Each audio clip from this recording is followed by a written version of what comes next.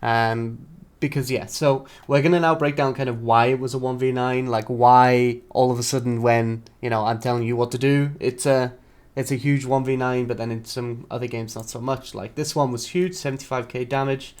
Even in previous, yeah, you do average between, I'd say anywhere between 10 to 30k usually, even though they're normal games. So this was, remember, this was also a ranked game. So you remember how we said we were going to try and tackle your ranked anxiety? This was a ranked game. And you see how kind of straightforward it was? Like, even though, like I said, you had me saying, do this, do that. We're going to break down those decisions in a bit more detail now, just so that, you can understand why. Now, in terms of itemization, what some of the things that you should be looking at in the loading screen? So you should, in the loading screen, you should already have a clear picture in your mind exactly how you're going to itemize for the game that you're going into, okay? So why do you think we itemized the way that we did? I know I kind of said as we were going through, but... Yeah, you mean as an end goal, or... So basically, what are the main things that really jump out to you from this start screen? It's a bit mixed because I'm scared of all the CC that Sejuani brings to the table. So I'm already thinking Max, but also I didn't expect Aatrox would be so fed. Okay. Which made me think about the Tabis. Okay, so also they have tanks. They have like a melee tank. Okay. Graves, I also consider him a melee almost because he would be there in the middle of the action. Okay. Even Zeri. So Swain is the pick. So one of the first things to think of is what damage does Aatrox do? Physical damage. Okay, yeah, AD. What damage does Graves do? Also, yeah. Yeah. Zeri, Pike. Yeah. Yeah. That's what you mean. Yeah, they're full AD comp basically. They are basically full AD, except obviously Sejuani is. That's a D, not a P. Except Sejuani is obviously a tank. Doesn't really matter too much what she does. Like she does do a lot of AP, but doesn't really matter. So in this game, it's like, okay, I already, like, even in the loading screen, it's like, okay, steel caps are going to be huge value. Auto attacker here, auto attacker here. Aatrox is an auto attacker as much, but he's still going to at some points. And Pike is the same. He doesn't a lot, but he will at some points. So steel caps are already huge. Now this is where the build variation comes in as well, because the fact that actually we'll go over that in the game because there's a little more nuance to it than just This is kind of one of the things where you want to kind of avoid using those programs a bit, because you can get to Diamond playing the same build, same runes, everything like that, as long as you know how to use them. But there are slight variations that you can make that are simple, they're straightforward, and they'll give you that huge advantage. So one of the first things that we want to be doing when we're approaching this lane is we want to be making sure that we're keeping it as even as possible so that we don't get pushed in. If this Graves pushes us in, then he's just going to be able to invade into the jungle and he's going to be able to do a lot. So we get a few autos into the wave and we just want to kind of equalize damage as much as possible. But like I said, because of the nature of this game, like I said as we were playing, because of the nature of this game and how it's going to go, we don't really need to worry about forcing anything too hard early unless they make a mistake. If they make a mistake, obviously we can punish it, but we don't want to go too crazy here. So this is one of the times where don't throw your E off cooldown just whenever you can. Make sure you've got some reasoning behind it, because right here we were almost about to hit level 2, so we could have got an E and a Q, whereas instead we threw the E out, we got the E off on them, but then we didn't have Q, right? So we couldn't get that extra bit of can we do something with the replay, because I would like to have a visual. I am so sorry, by the way. I completely forgot to share my screen. All right. My bad entirely. So, yeah, all I really went on about is... I did draw a little bit on the screen. It'll be on the recording, but yeah, my bad. Let's go back to the start of the lane. All right. Yeah, I see everything. Yeah, okay, good. We're going to pretend that didn't happen. Yeah, I'm joking. So yeah, here, like, don't throw this E off cooldown for no reason, because, again, you're not going to be able to then get a Q. You're not going to be able to get that extra damage on him. It's not really going to be too worth, Yeah. But, yeah, so this comes in. I mean, even level 1, I mean, every time he goes for CS, I try to punish. Yeah. Usually, this is not even worth it. So that's okay at level 1, but the main point of that takeaway was as you were about to hit level 2, Yeah, of instead just course, wait yes. until you get that level 2 and then you can do it. Yeah. Good point. Like using E to punish, completely fine, especially in the earlier laning phase. Like you want to kind of view your mana bar as like multiple stages, right? Like here is we can punish a lot. Here is like, okay, let's take it a little bit more controlled, because we might have to see us on the tower. Here is like, okay, now it's only if they like really grief, and then like maybe like here we see it as a this is needed to crash the wave. So like we want to kind of split our mana bar into certain kind of thing. Like when we're playing mages mid lane, like our HP is obviously a big factor of if we die or not, but our mana is an even bigger factor. Because when it comes to kind of combat triangle, so one thing that I always do is, this is a theory that I use called PASP. So what do you think these 3 things stand for? You don't have to know. I would be surprised if you did. Do you want to take any guess? For what? So this is a method I use to decide what to do within laning phase. So what this stands for is poke, all in, and sustain. So what happens is poke will be all in, because what you do when you're playing poke into an all in champion is you poke their HP bar away. That's the most important part. So the most important part of this is HP, because if they don't have HP, they can't all in you, because you'll kill them before they manage to get all of their abilities off, unless it's like a 6-0 fizz, but obviously that's results based, so we don't really focus on it. And so poke will usually be all in, because you can poke away their HP bar before they have the chance to all in. Then all in will beat sustain, because sustains rely on cooldowns. Time. Yeah, or cooldowns more than anything. So yeah, and time. So if you all in them and completely burst them out and burn all their cooldowns, you know, like if they don't get a chance to heal back up, then it becomes quite difficult for them to play. Then we have sustain, which will beat poke, because poke relies on, well, poke and mainly mana. So what happens in this dynamic is every time you poke, they heal it up, and then before you know it, you have no mana, and then you're locked within the laning phase. So obviously this doesn't apply massively to the situation that we're discussing, but the whole mana aspect of it does, because if you don't have any mana, you're just going to get locked in lane, and what's going to happen is they're just going to repeatedly shove waves in, especially because Graves does have pretty strong auto attacks, and they are AoE. So what he's going to do is he's going to permanently push you in. You're going to be sat under the tower with no mana. You then have to choose, do you either reset and lose the wave and lose golden XP in order to get your mana back, or do you stay completely useless in lane and just give him free scaling? He can just scale all he wants because you can't do anything because, again, no mana. And some champions, it's also hard to actually farm on the tower when you have no mana as well. So it's just something to take into consideration when you are kind of breaking down and kind of chopping up your mana pool. And this only applies to the first, say, maybe 5 or 6 minutes of the laning phase until you obtain what? What do you think is a turning point for mana consumption?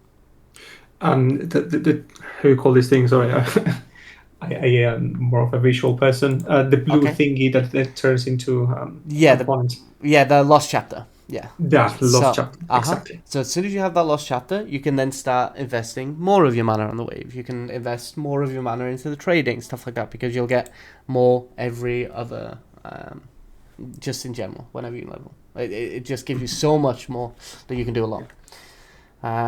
So here as well, like in this situation, right? Like, so in this situation, do you think you need to use anything on the wave? So this wave in this position right here, is this good for you or is this bad for you?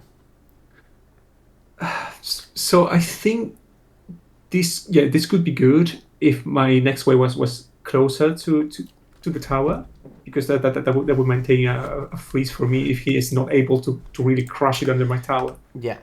So like for example, in this part, since he's auto in this wave, we want to put a little bit more into this wave because it's cannon.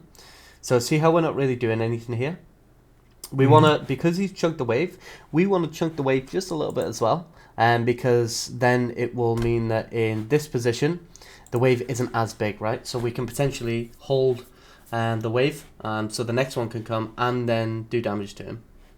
So because we already have a HP advantage, right? So even if we hold the wave for a little bit, as long as we're doing damage to him as well, we can hold the wave here for just a little bit, right? What we do is we'd hold it, we'd go around to the side like this, he'd probably come down like this to attack you, we'd end up kind of having a little spar in this area where we could, use our Q, use our W, get a little bit of damage. We will lose a little bit more HP than he will, but the wave will stay here.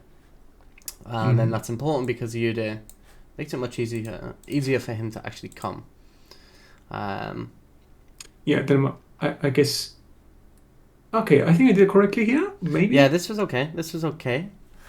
And now we have a nice slow push. So one of the mistakes there is using that mana there wasn't needed, right?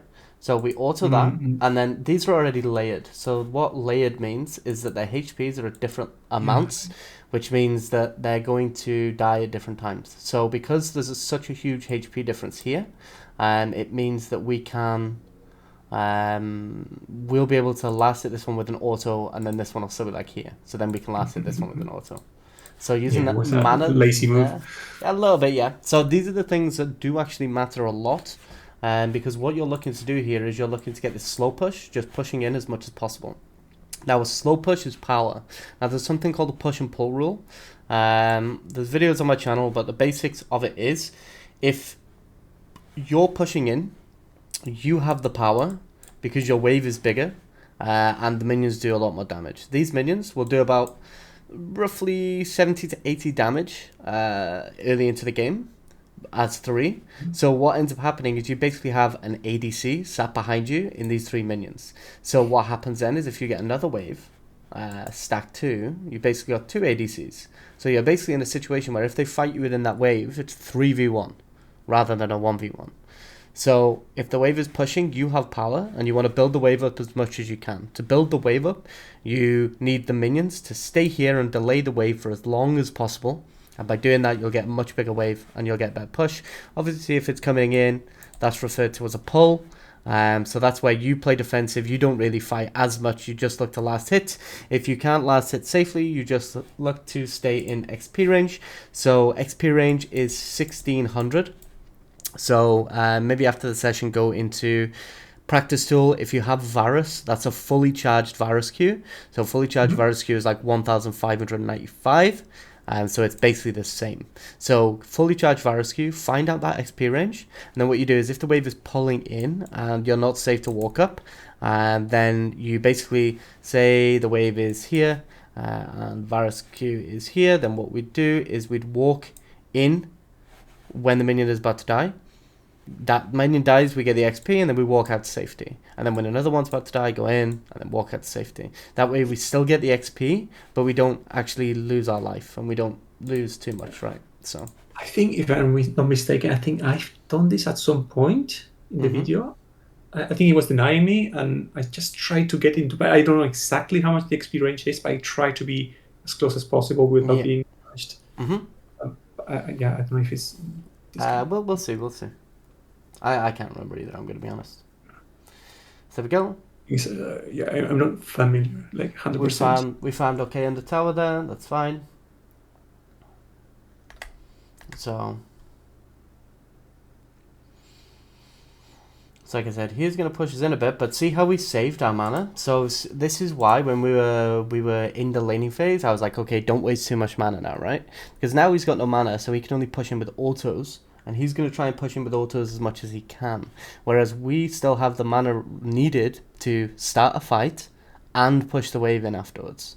So this is why we conserve that mana. Here, this was a big mistake. So Ude has point-and-click CC. So what we want to do is, because we want to determine when a gank is coming, who has the easier to land CC. If that is us, then we have to throw our CC first. So say, for example, if it's a Jarvan, who, in these heroes maybe not so much, but Jarvan's EQ is kind of predictable, and it is a little bit easier to dodge. So if, say, a Jarvan was coming into lane, then us using CC first is nice, because then that means he will guarantee to hit it. But here, Udyr is the easiest in the game, basically. So we want to wait for Udyr to CC him before we throw our E. That was, Yeah. Those plays made me feel very bad. I think that's a good thing. Yeah, I mean, this is the thing. We get something to learn out of it. That's all that matters.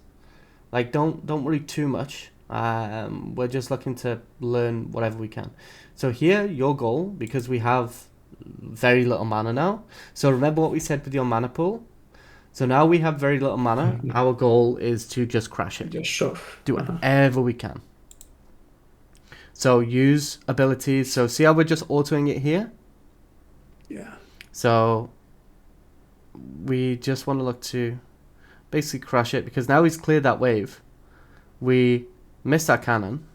And now we're locked in the lane, Yeah, that's very so bad. we can't do anything. And here, like, you're fine. He's griefing a little bit, but... So yeah, now we have to reset, and now we're resetting when the wave's in an awkward position. So as soon as you get to that point where you're like, okay, my mana is getting quite low now, that's when you look to get that crash. Can you go back just 10 seconds? That point, so what was the right move in there? I think it was before this, right? When I should have crushed it. Here, so just so first thing... to keep autoing always. And yeah, and then Q it. Just Q the wave. So Q here, and yeah, like, this minion does matter, but like, make sure you Q this first, then go and kill this, because your Q is already cooling down. Okay. And then you kill this off, and then you go and you finish these. And do I leave the cannon half dead, or no, you could get that, because what happens is you can kind of angle your Q in a way where you can get... I will hit it as well. Yeah. So, then you can just finish it off. As soon as you kill that cannon, you can reset. Because what's going to happen is he's going to be super low. And see here, we're just autoing. It's like, I don't know what I was doing in there. Yes, I was. Yeah. And now the next wave slow. is here. Now the next wave is here. And now we don't get the cannon. If we get the cannon, we can just reset there, and we get a bit of a tempo advantage. Then we can come and sort the wave out as we come back. It's not going to be pretty. It's not going to be nice, but that's just what's going to happen, because we failed the gank, right? Like, if we didn't fail the gank, we would have been fine. But now this is what happens. See what I was saying about getting locked in the lane? This is happening to him now, right? Because he can't do anything. So what should... I know it's kind of awkward, because we already did this and we already gave you the information. But what do you think your first thought should be when you see this? I could freeze it. Well, I could try to keep it to my side, freeze it and punish the Graves. I mean, you could freeze it, but what else is happening on the rest of the map? Well, this dragon, I could just push the wave and roam. Yeah, it's a roam timer. It's a huge roam timer. So the dragon is okay, don't get me wrong. Like, the dragon would be nice, but right now, Aatrox is top. He's just pushing a huge wave. This Graves is not going to be able to do anything there. So now we have pressure on the map. So freezing is kind of more when you want pressure in the lane. Because if you freeze it back, you're safe from ganks, and you can kind of walk up here. You can focus them off. You can do a few aggro tricks to kind of stop the minions even hitting you. I could show you that quick. I recorded it for a boot camp anyway, so I could actually quickly show you, like, the kind of aggro mechanics that you can abuse in that situation. Any links that can be useful? Watch all the information. One second. There we go. I've been devouring some content about wave management. This is in lane. Fundamentals and everything. This is lane, so this is... So what you can do as well is, if you are out of range of these first melee minions, so basically, without going into too much detail, these melees have a way higher attack speed. These are like, I think, 1.2, whereas these are 0.667. So what that means... Yeah, so what this actually means is that When these minions fire their attack, they go into two modes. They have an attack mode, and they have a target mode. So this is 1, this is 2, sorry. So what ends up happening is every single time they have an auto available, they'll default to target mode. So what you can do is you can force them to go into this target mode while they don't have an auto available, and they won't be able to damage you. Like, you won't take damage from the casters. Now, the only prerequisite to this is, like I said, because they always default back to this target, because these are attacking at such a high attack speed, it means that every single time a melee hits a melee, these will instantly look to target that melee. They will always prioritize the minions, as long as you're not in an active fight with an enemy. So what ends up happening is this, where, see how they're attacking, and I did take that one, but do you see how they try to attack me? They get the little target emote above their head, but they can't actually hit me, see? Yeah. So if you freeze the wave, like, now see how they target me? That's because all the melees are dead.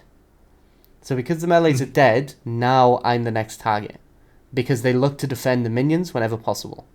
So we end up in this position where we can freeze the wave. Let's say we froze a wave here.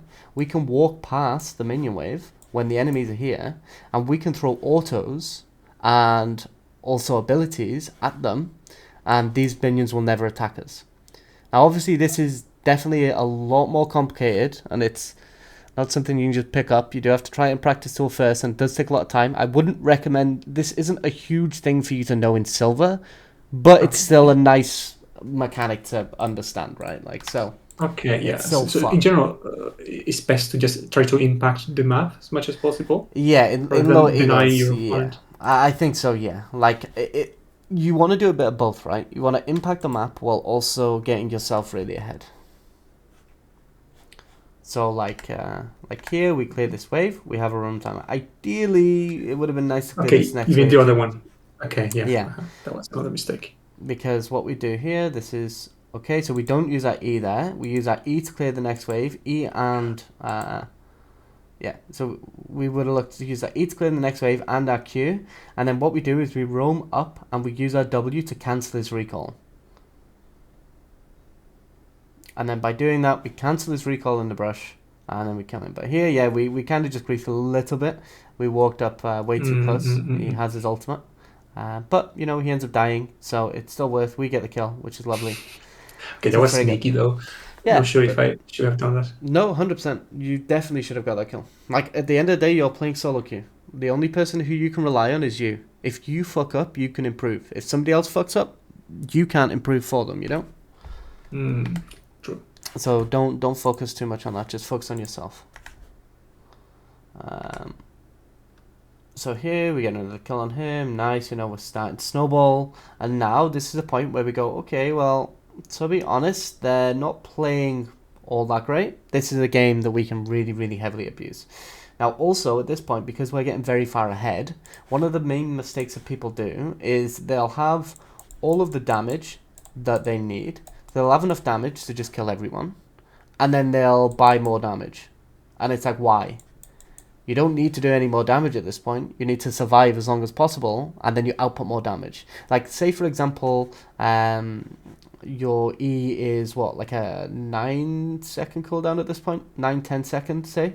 And your Q's on about a 4 or 5, right? So if you can survive for those extra few seconds because you've got resistances and do damage again, and to be honest, your ult is like damage throughout, right? So if you can survive longer and keep doing damage with your abilities, that's going to be much more valuable than having extra damage and then dying instantly. You can't do damage when you're dead, right? So when you get ahead, instead of building damage, you can actually build defenses because you've already got plenty of damage. So defenses will actually help you. So this is a no. Defenses will help you more. So you'd actually look for defenses then. Especially in this game where they are full AD. That means that even though Rylai's, don't get me wrong, is amazing on Aatrox, we're in a game where, what time are we at? 07:39. Where, if we look at their comp, he's melee. He's very short range. She has okay range, but, so she's the exception. he's melee, she's going to walk into you. So their entire comp is going to basically get on top of us, which means, why do we need the Rylai's at that specific point, right? Sure, it's amazing and it's a very good item, but if they're already going to be in your range and you don't need to slow them, then you may as well build your Zhonya's, which is going to give you a ton of value, and you'll just get way more effective damage out from it, you know? So that little variation, you would have ended up getting Zhonya's after Rylai's anyway, or Demonic, but you know, it's good. So here, so right there, it's like, so our goal should be to the next wave is a cannon. So Sejuani isn't going to really do shit to us. Graves is dead, and there's a Pike who is level 4. So we don't need to be too scared here. We see Sejuani here. So what we do, walk up here and just start crashing this wave as soon as possible. Once we've crashed this wave, again, we look for a roam. Just look to do something. Okay, yeah, I felt like I was just wasting time. My time and their time, but I think my time was more valuable. Oh, 100%. And it's like, it was a lose for me. This is a Pike. We're never going to kill him. He's like a he's basically a worm. Like, he's always going to get away. He's annoying. He's kind of like Rakan as well. Like, so you're never really going to. And now, see, because we wasted all this time, our roam timer is super late. And even here, we kind of missed out. And now, we should have already been nearly here, right? So we should have already been nearly in this fight, which would have then, you know, been a bit easier. Yone could have used his ultimate to get out, but don't know why he didn't. But either way, we're not going to focus on that. Doesn't really matter. Doesn't affect us.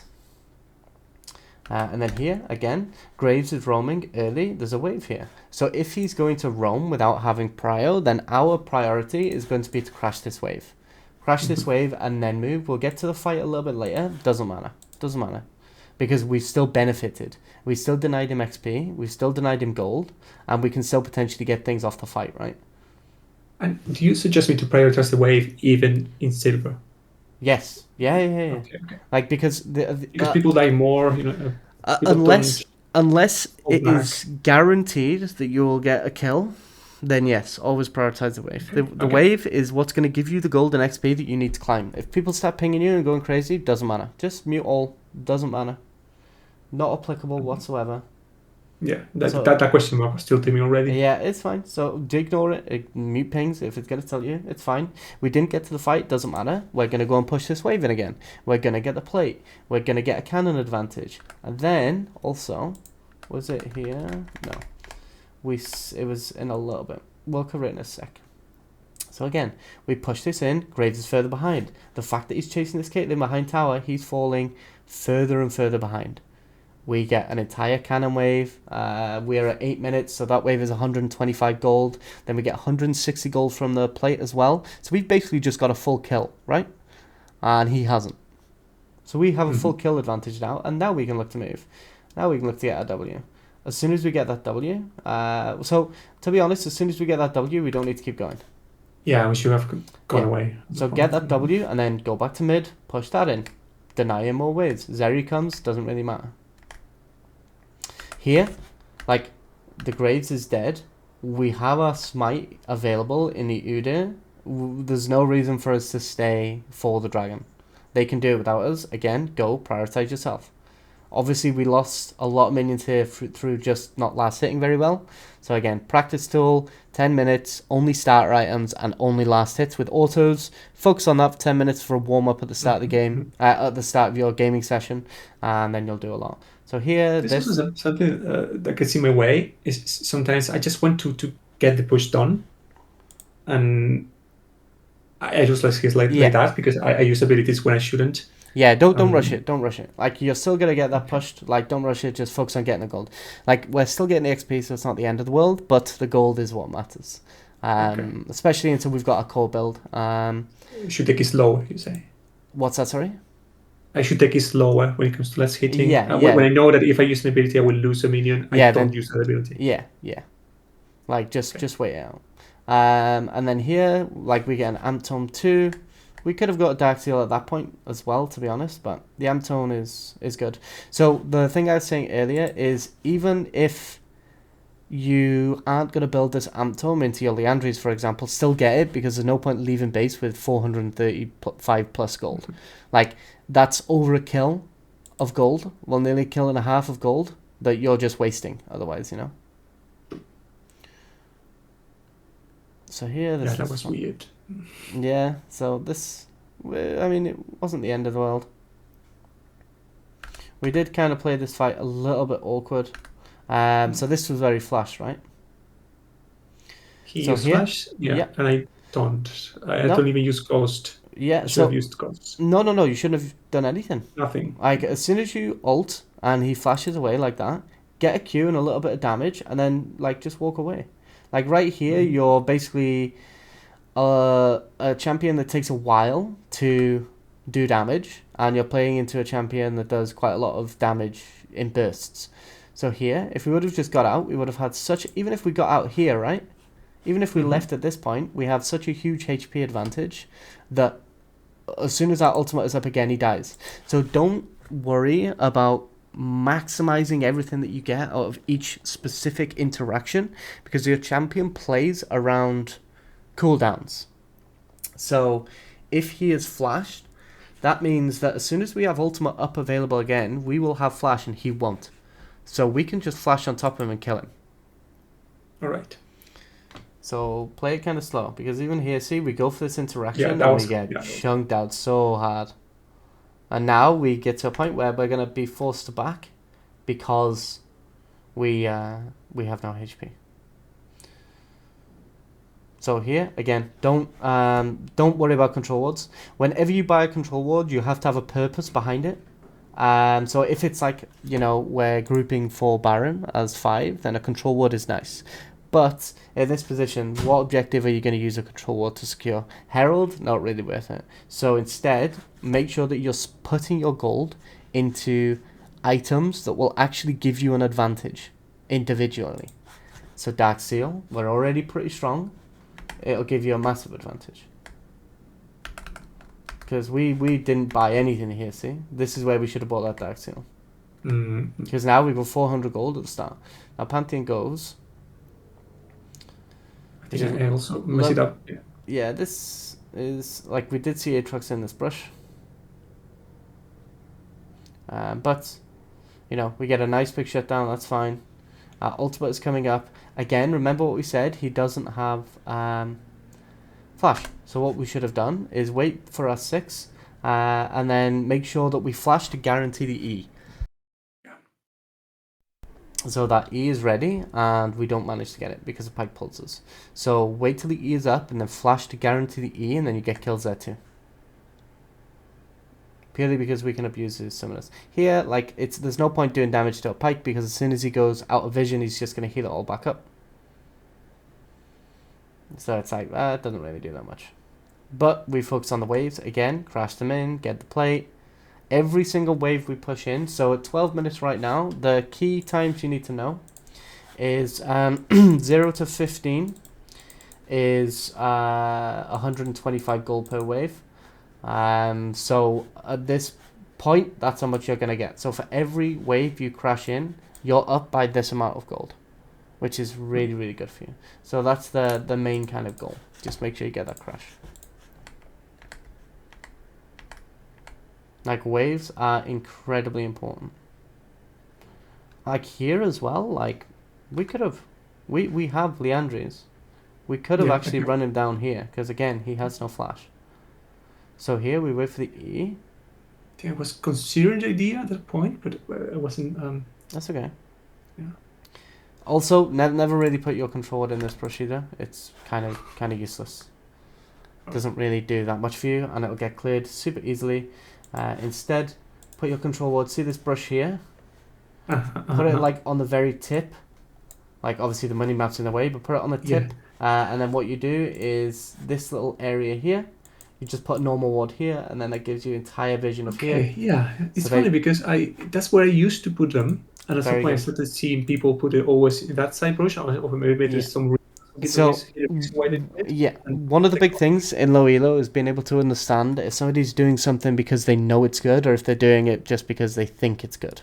You know what I mean? So don't really focus on people in these elos. Focus on high elo players, how they do things. Even then, they still make mistakes. But yeah. Okay. So here, this was a little bit awkward again, because obviously Udo was on the way, but it doesn't really matter. He manages to get on top of him. We get a nice quick kill there, which again, very good because we got this Dark Seal. When you're playing Swain, it's super easy to not die because of how overpowered his ultimate is. And then here, again, you've pushed this in. The Graves is dead. The only person you're going to interact with is their jungler. And we've just seen Sejuani appear, right? So, yeah. Because we've seen Sejuani appear, our first goal should be go for her camp. This wave is going to crash anyway. Just go for that camp. There's no plates, so it doesn't matter. Go for that camp. Get your CS up. Get that gold. Use W on it. So we're very hesitant for using W on these camps. So just use W on it. Don't hold it for no reason. Just get it used. There's no fight going on the map. And now we come into mid. We clear the mid wave. And now we go and take our Raptor camp. Because this Udyr is taking Dragon right now. And then he's going to recall. So go and take the Raptor camp so that we start the cooldown of the camp.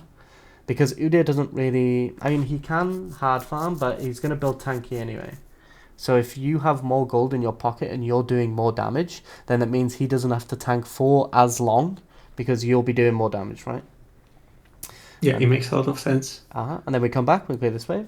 Like, obviously, if you've got something like a Diana jungle or an Evelyn jungle, then obviously be a bit careful. If they're like ganking bot lane and they've got a Herald, you can go and take it no problem at all because it's going to save them time, right? Like, they're going to get it back. Because the thing is as well, every single time you take this camp, when it respawns based on the average level of the game. So if it has a more XP, more gold. Yes, because for every 1 level you're above the camp, you lose 10% XP. So you end up in a position where if you're like 5 levels up, you're going to lose half of the XP from the camp. So then you end up in a really awkward position. So if you as a Swain go and clear it and then it respawns again, the Eve isn't going to lose all this. Or the Dana isn't going to lose all this, whatever. Like the jungler. Mm-hmm. And yeah, this was a little bit grief. So it's like, here we could have done... we just wait for the wave to come in, and then we just clear the wave. We don't have to clear it like directly there. We could have waited for it to come to tower, but yeah. We clear the wave and then we walk away. And that so, till there, I think it was good, right? Yeah, this was the wave while making poke to Graves. Yeah, but then we get really heavy finger as well. So don't hold spacebar. Make sure you stay unlocked, because we were holding space on ourselves so much that we barely even saw them coming. They were on the minimap, but so see here we're like, okay, our camera's on us, and then we move our camera, and then it's like, oh shit, and then we get blinded, and then we die. Mm-hmm. So yeah, that's why we should have just backed away. But yeah, here, Boots, again, incredible value in this game, and Armguard, incredible value. They both give armor, and Armguard gives some AP as well. So we just end up super tanky, and we can do so much. And then here as well, you also still get an Amtome, so you still have a lot more AP. So we're still very strong, and again, you can just run them down. So here, this is fine. Once she's got away now, we know she's in bot side, right? So what you should be looking to do, you've already got a kill. The next wave... her jungle right away. Yeah, go into her jungle. Like, look at the map and go, okay, what can I abuse from her for the fact that she's in the wrong position? Aatrox is there. Sejuani does also show in a second. I'm fairly confident she does. Yeah, see? So Sejuani shows there. So it's like, okay, crash this wave. She's in bot side. So if she's there, then her jungle is ours for the taking. So see how much time we wasted here? Whereas we could have just passed straight to that blue and just taken it. Kited it upwards. Well, we would have got it here anyway, but... And then here, we can just wait. Nobody checks these brushes, so don't really worry too much. Nobody checks these. At this point, it was too late, right? Or yeah, a little bit, yeah. Yeah, a little bit,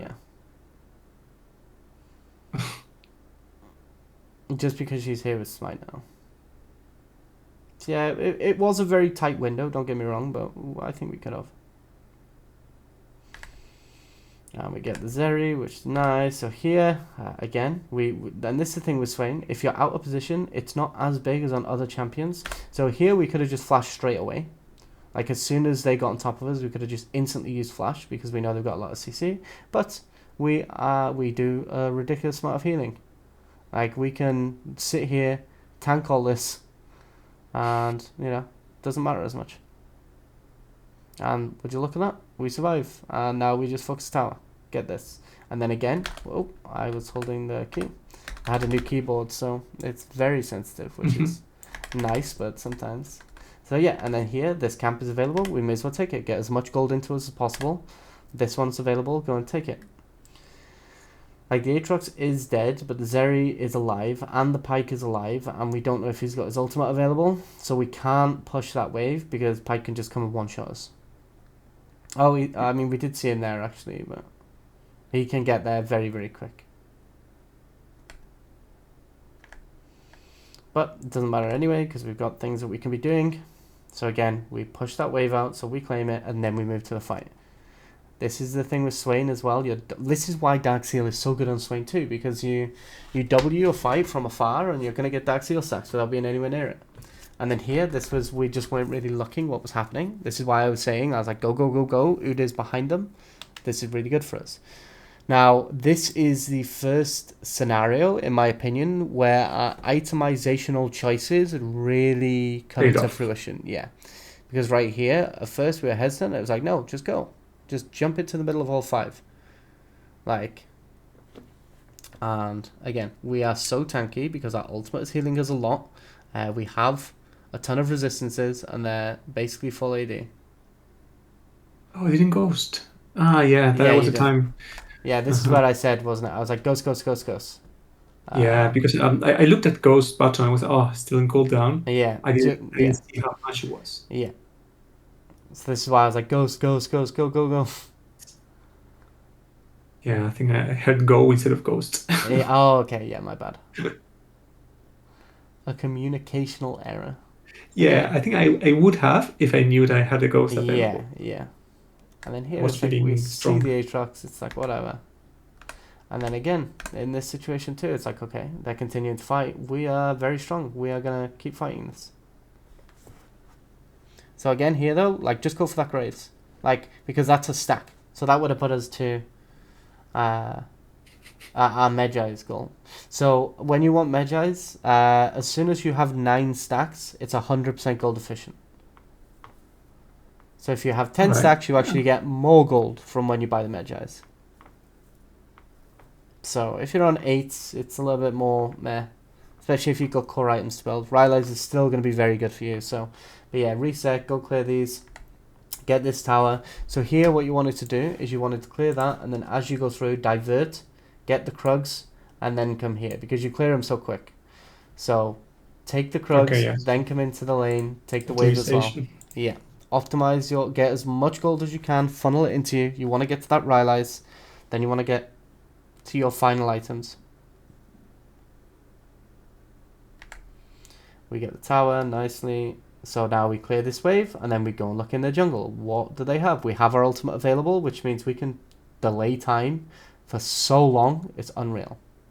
Because as well, we've been farming, like, obviously our farm hasn't been like top tier. We are at 165 at 22, but it's not horrific, you know. So again here we look to get this. Okay, great. You actually got Pike with that W as well, I think. Yeah. Maybe? I'm not too sure. Yeah, I got two birds. So yeah, here Zeri does show up, so it's like, okay, clear these out and then go for a wolves. So right there, go for the wolves, and then if you see her, get her. Don't bother wasting abilities on a Zeri if you can't kill her. There's no point.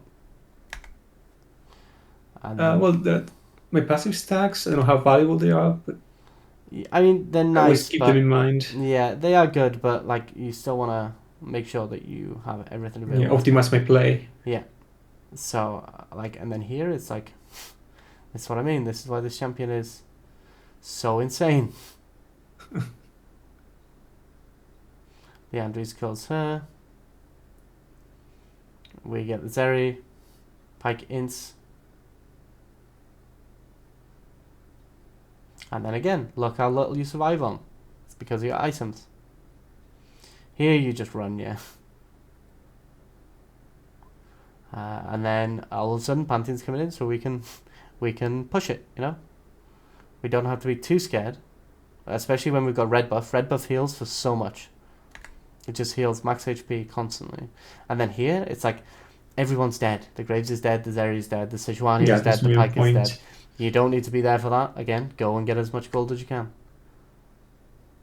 And then as soon as the Baron comes, then you can reset. And again, Medjai's very, very good. We've got those 10 stacks. It means that as soon as we buy it, we're going to get more gold than what we actually buy it for. So, you know, that 10 stacks is very, very good. And also, at 10 stacks, you get movement speed too, which, again, on Swain, movement speed is amazing. So now they're not going to be able to get away from you. You got your Rylai's, you got your movement speed. Like here, we should have just gone a little earlier. We weren't really watching enough, I'd say. But again, we just run them all down. And now we go for the grades as well. No point letting him just sit there, you know. And so this is another important point. So right here, we've nearly got a full ace, right? So we are not needed in mid lane. Mid lane is not important to us. They can get that mid lane inhib without us, and they're not going to end the game off that. Like, so when you're considering if they can end the game, what you want to think of is each wave starts here, right? Takes 22 seconds to get here. So that means that you need roughly 44-second death timer in order to get a wave from here all the way into their nexus. So unless they have these big 40+ second death timers, you want to focus getting multiple inhibitors instead. It's very useful. So again, Graves is doing Graves things. We get this. This tower is 550 gold, so that's a huge spike for us as well. And then, so this is where we played a little bit rough. So we didn't want to use E on him. We wanted to use E to clear the wave, so that then we can influence the fight earlier. Here, obviously, we don't have any anti-heal. So this was, this is it. This was embarrassing. Yeah, we missed the Q. That was the issue. And then here, so right there, don't go back, right? So we've already wasted the time to go and kill Pike, so just run away as quick as you can. And then we don't die there. But even here, we survived for so long. Okay, so again, none of that really matters. We kill this guy. Again, we've still got more than enough stacks to make it valuable. And again, we're just having a blast, you know, just running people down. Yeah, I was still worried. Yeah, Maybe Aatrox might have won the game by himself. No. Like, ideally, we don't want to build anti-heal, but we're so far ahead that if we have to, like we did, like, it's sad, but sometimes it's worth. And then again, we get 3 inhibs, so we get those 6 supers. All good. Here, our goal is to just survive as long as possible and hope that Udyr can maybe help, but again, we're still doing damage, we're still popping off. Getting hit by everything. Yeah, it doesn't matter. We're playing Swain, that's kind of our goal, right? Like, and it's like we still get a triple kill in return for our shutdown. And because the Aatrox is so far ahead, our bounty isn't as big. So we only give them 400 bonus gold. Again, at this point, the Medjai's is great, don't get me wrong, but Frozen Heart is going to give you tons of value because it's more armor, and also it will reduce their attack speed, which will be pretty nice. And here we go. So this was an unfortunate one. Again, this was where Aatrox was just huge. Yeah.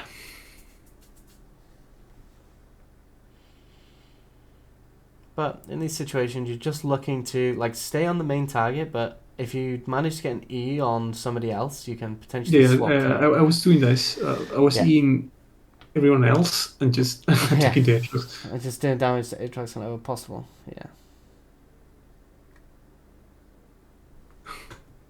Yone was commenting on that champ. Yeah. It's like I said, the champion is pretty strong. But, you know, now it's just us and Aatrox. Well, he also played well, I think, in lane. Yeah, he did. Got fed very early. Yeah, he played it good.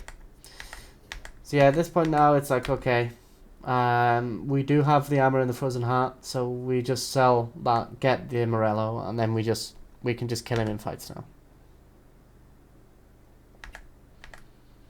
So again, wait in the bush. We're just sitting, looking for him. And then, easy. The reason we wanted to go the tenacity health pot as well is because since we're the main target now, Sejuani's going to be focusing us. And obviously, Sejuani can play at the back like this and just keep spamming E because Aatrox's autos will give her that. More of Marmortius being completely broken.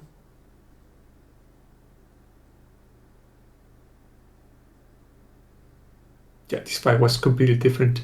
Yep. We melted the Aatrox. Yep. This is the thing. Even though it's not... It's kind of annoying to have to buy that anti-heal. Like, it wins you the fight, right? So yeah, so this is what I mean. This is how kind of easy the games can be. Now, don't get me wrong. It'd be a lot different when I'm not, like, telling you what to do. But overall, like, there's a lot of stuff that you can kind of take from this thing. So I'll stop that recording there.